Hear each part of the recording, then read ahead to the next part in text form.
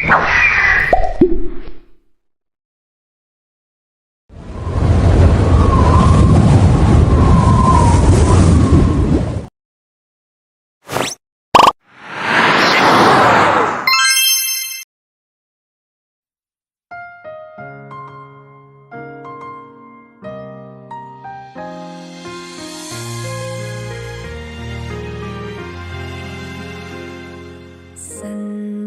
yang datang di ujung langit, hadirkan jingga yang cemerlang.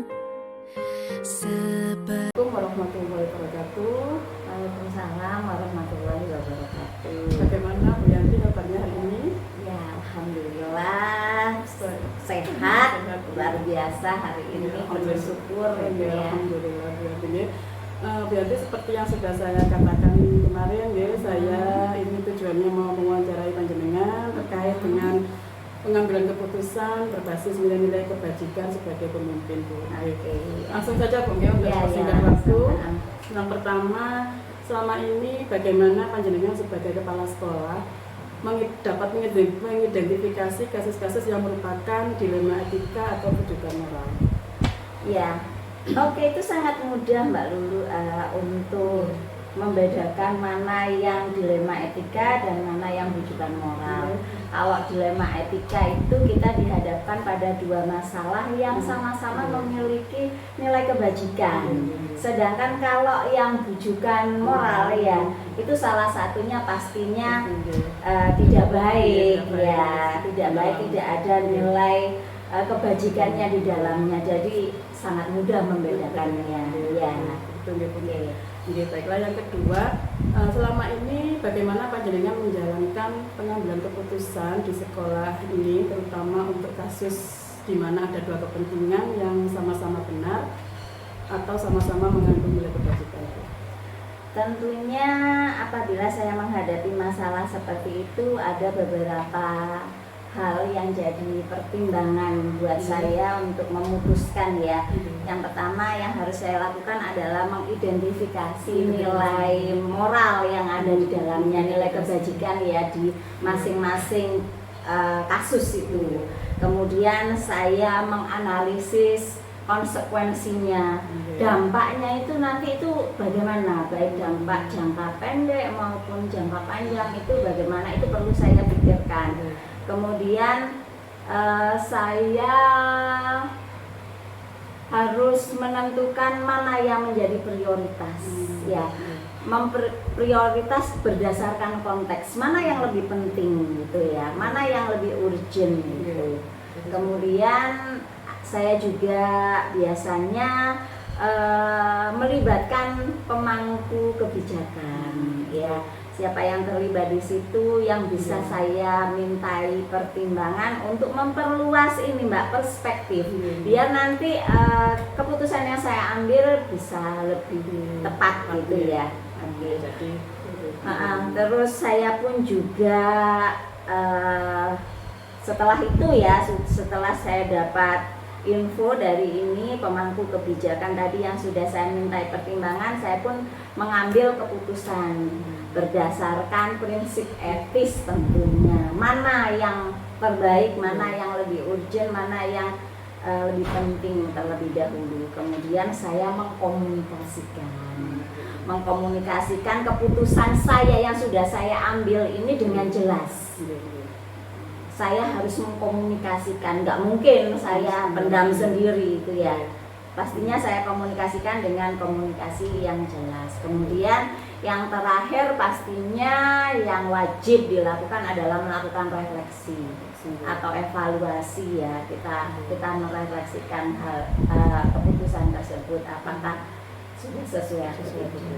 Oke, itu jadi itu apa ya, semacam prosedur, semacam langkah yang biasanya saya lakukan apabila saya menghadapi masalah dilema etika. Benar Ibu. Iya. Selalu melibatkan pemangku stakeholder. Iya, stakeholder yang ada. Nggak mungkin saya hanya mempertimbangkan kepentingan saya sendiri. Saya pasti perlu masukan untuk memperluas perspektif, juga memperoleh data yang akurat, biar keputusan yang diambil tepat. Bagus sekali Bu. Kemudian langkah-langkah atau prosedur seperti apa Bu yang biasa jenengan lakukan selama ini? Ya langkah-langkahnya ya seperti tadi itu. Ya saya yang pertama-tama menganalisis dulu, mengidentifikasi permasalahan, kemudian saya menganalisis konsekuensinya, terus menentukan mana yang prioritas. Saya mengajak bicara dengan pemangku kepentingan. Saya pun juga mengkomunikasikan, dan yang terakhir saya melakukan refleksi. Ya, itulah. Kemudian Bu, hal-hal apa saja yang selama ini jenengan anggap efektif dalam pengambilan keputusan pada kasus-kasus dilema etika? Ya, oke Mbak. Menurut saya semua langkah yang saya lakukan tadi itu sangat efektif, itu sangat penting, dan saya tidak boleh mengurangi satu pun itu ya, karena semuanya saya anggap penting. Mulai saya harus mampu mengidentifikasi nilai kebajikannya, kemudian saya menganalisis konsekuensinya, menentukan prioritasnya mana yang paling penting, kemudian juga kolaborasi untuk melibatkan pemangku kepentingan ini juga penting. Kemudian saya ngambil keputusannya berdasarkan prinsip etika, itu juga penting juga menurut saya. Terus mengkomunikasikan serta merefleksikan, itu semuanya penting kalau menurut saya. Jadi semua harus saya lakukan. Iya. Oke. Baiklah Bu. Kemudian hal-hal apa saja Bu yang selama ini merupakan tantangan dalam pengambilan keputusan pada kasus-kasus dilema etika? Banyak Mbak tantangannya. Iya, tantangannya banyak.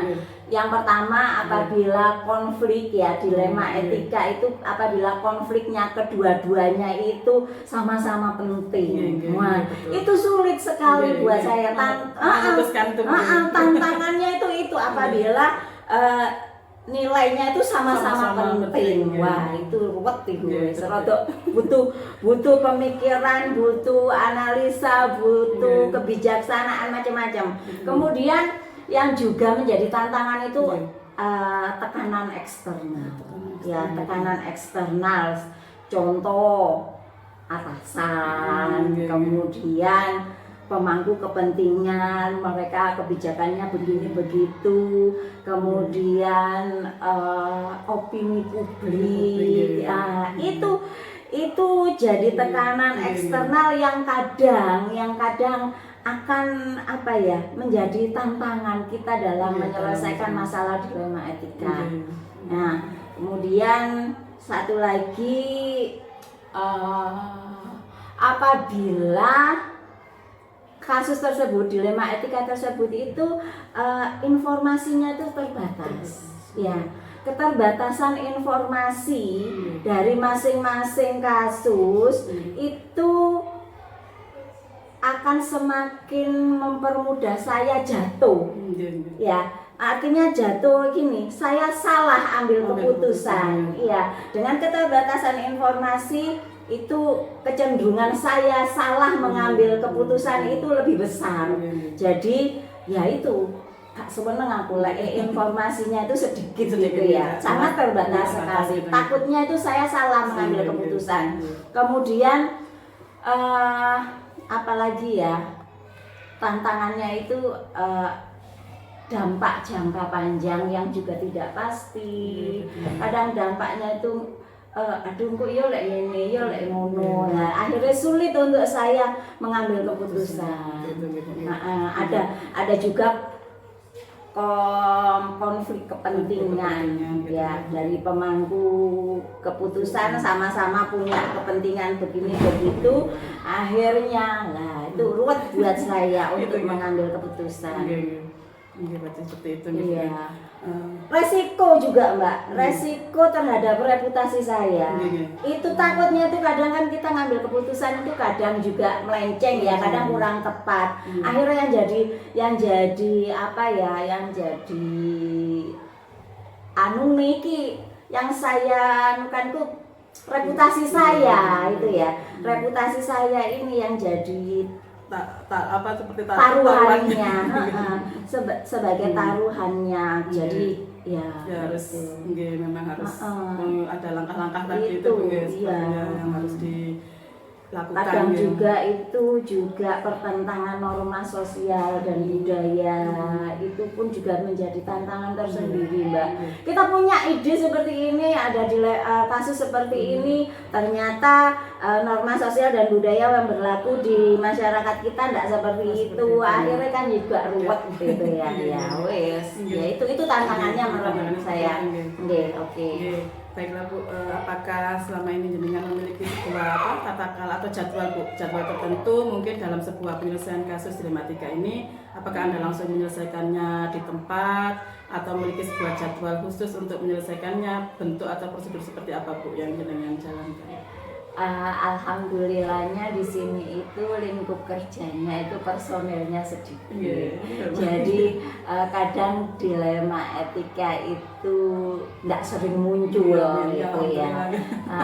Jadi saya tidak mempunyai jadwal khusus. Hanya saja apabila ada kasus yang dilema etika itu segera saya tangani secara langsung gitu ya. Secara langsung saya tangani biar kondisi kembali normal dan semuanya berjalan lancar.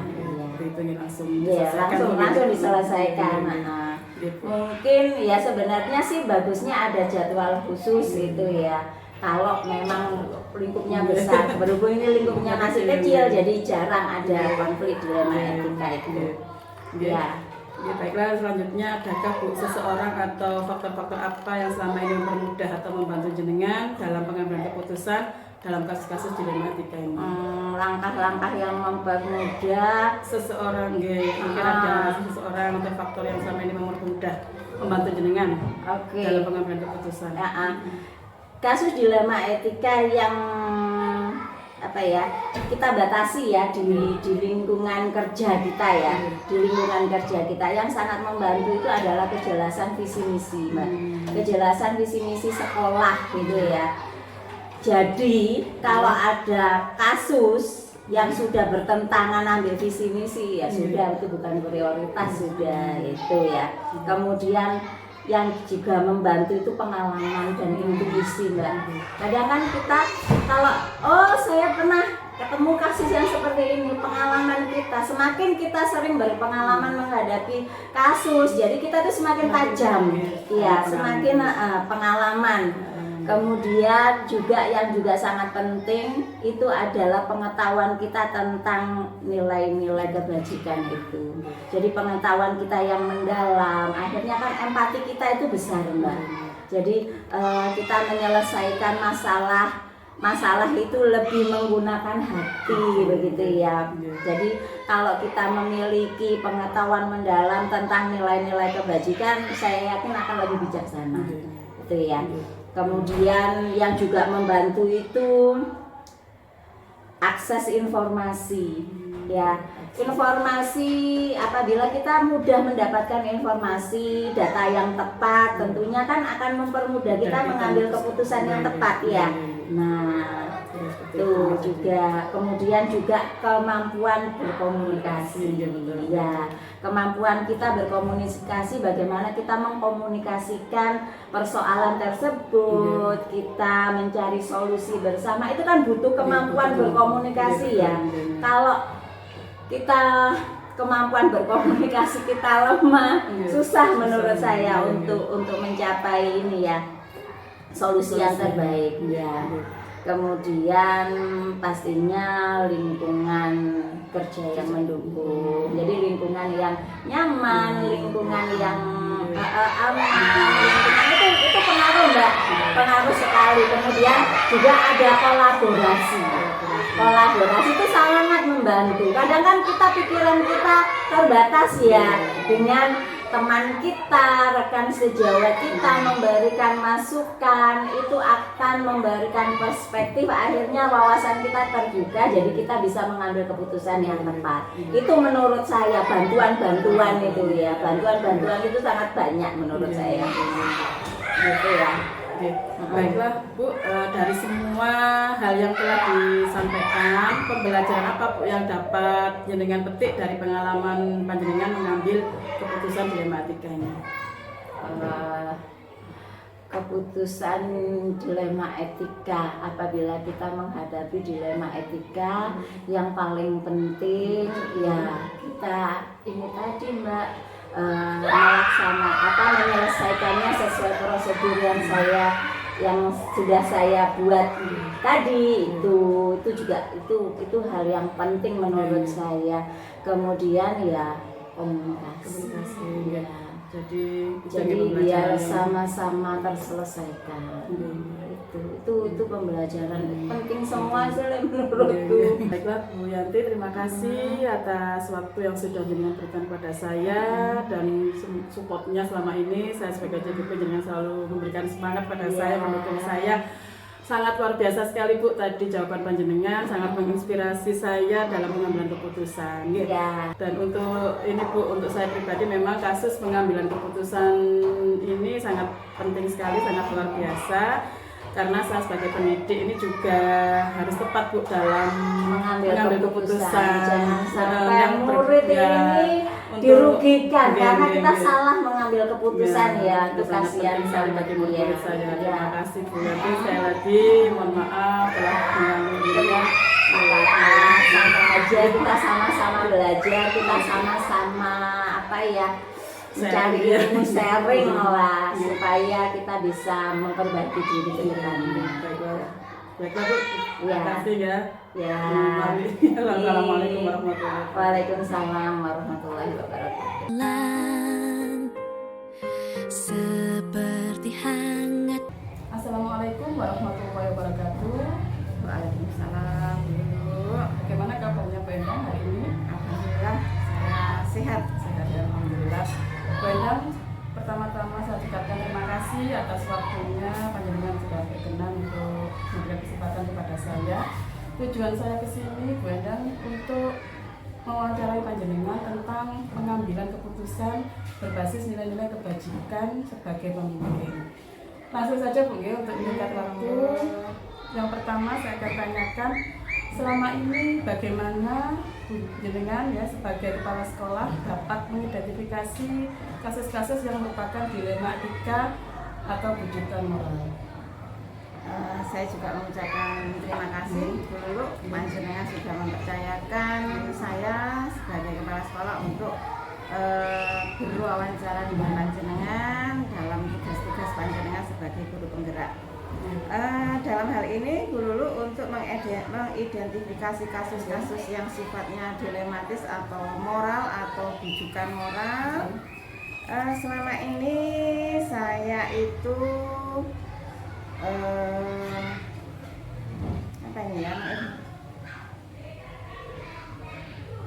biasanya saya langsung mengidentifikasi kasus-kasus tersebut. Kemudian saya akan memilih mana yang termasuk memilih untuk yang termasuk dilema etika dan yang mana yang termasuk bujukan moral. Jadi memang harus ada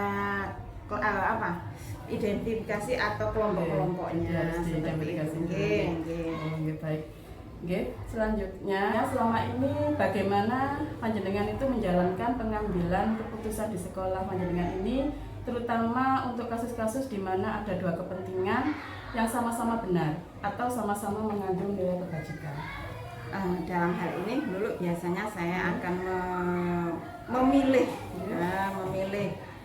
mana yang termasuk dilema etika dan mana yang termasuk bujukan. Kemudian dalam mengambil keputusan itu tentu saja akan mengedepankan atau menomorsatukan mana yang termasuk bujukan moral. Jadi seperti itu ya. Baiklah, Bu Endang, langkah-langkah atau prosedur seperti apa yang jenengan biasa lakukan selama ini? Dalam hal ini dulu langkah-langkah yang saya ambil dalam mengambil keputusan tersebut adalah yang pertama mengidentifikasi masalah, kemudian kemudian mengumpulkan data-data, kemudian yang ketiga mengkonfirmasi, dan yang terakhir adalah memvalidasi. Jadi langkah-langkahnya berarti jenengan tuh mengidentifikasi masalah dulu, kemudian mengumpulkan fakta-fakta yang ada, kemudian memvalidasi data-data tersebut gitu ya. Oke. Kemudian hal-hal apa saja Bu yang selama ini jenengan anggap efektif dalam pengambilan keputusan pada kasus-kasus dilema etika? Dalam hal ini dulu untuk apa itu yang saya anggap sangat efektif adalah dalam pengambilan keputusan tersebut, tentu saja kami selalu berkoordinasi baik dengan guru-guru maupun stakeholder yang ada di sekolah.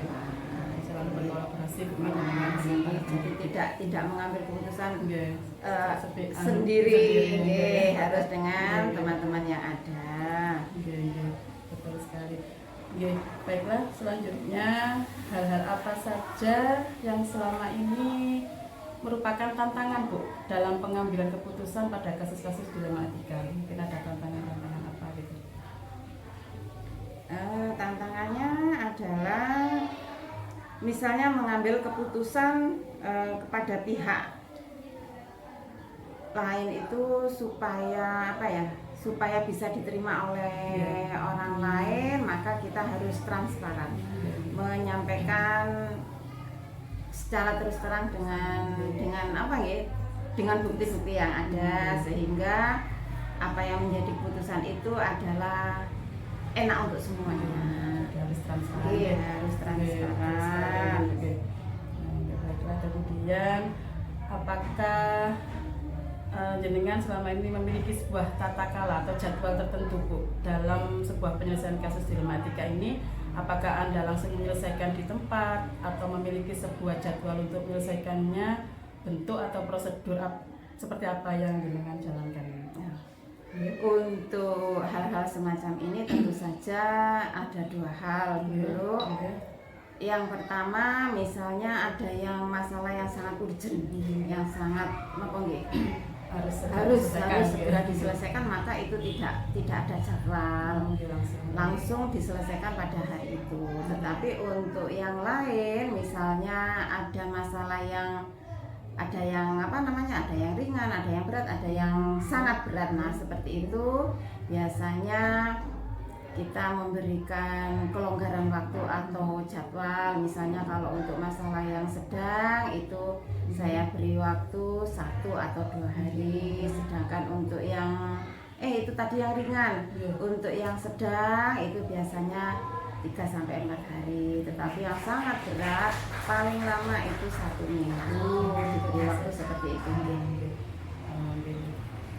Kemudian adakah seseorang Bu atau faktor-faktor apa yang selama ini mempermudah atau membantu Anda dalam pengambilan keputusan dalam kasus-kasus dilema etika ini? Dalam hal ini tentu saja ada banyak orang yang membantu saya, terutama misalnya dalam pengambilan keputusan tentu saja tidak diputuskan sendiri, karena di sini ada tim. Nah, siapa saja tim itu ya kami yang ada di lembaga, yaitu guru-guru atau pendidik dan tenaga kependidikan. Tentu saja beliau-beliaunya itu amat sangat membantu terlaksananya pengambilan keputusan. Jadi jenengan akan selalu melibatkan itu para pendidik dan tenaga kependidikan. Bagus sekali Bu. Oke Bu Rendang, dari semua hal yang telah jenengan sampaikan ini, pembelajaran apa Bu yang dapat jenengan petik dari pengalaman panjenengan mengambil keputusan dilema etika ini? Apa saja yang bisa saya ambil dari pembelajaran ini adalah satu, kerjasama tentu saja, kerjasama dengan teman-teman, dengan stakeholder yang akhirnya akan bisa mengambil keputusan yang sangat tepat dan bermanfaat untuk kita semua. Jadi tidak ada satu orang pun yang dirugikan, dan semua itu adalah untuk kebaikan kita semua, tentu saja untuk lembaga dan juga anak didik kami. Baiklah Bu, alhamdulillah, terima kasih atas waktu yang sudah berikan kepada saya. Jawabannya sangat luar biasa sekali, sangat menginspirasi saya Bu untuk dalam mengambil keputusan ini.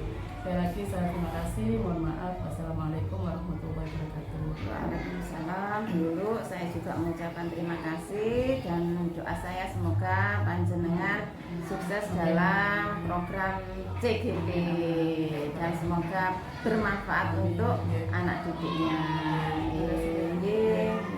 Memimpi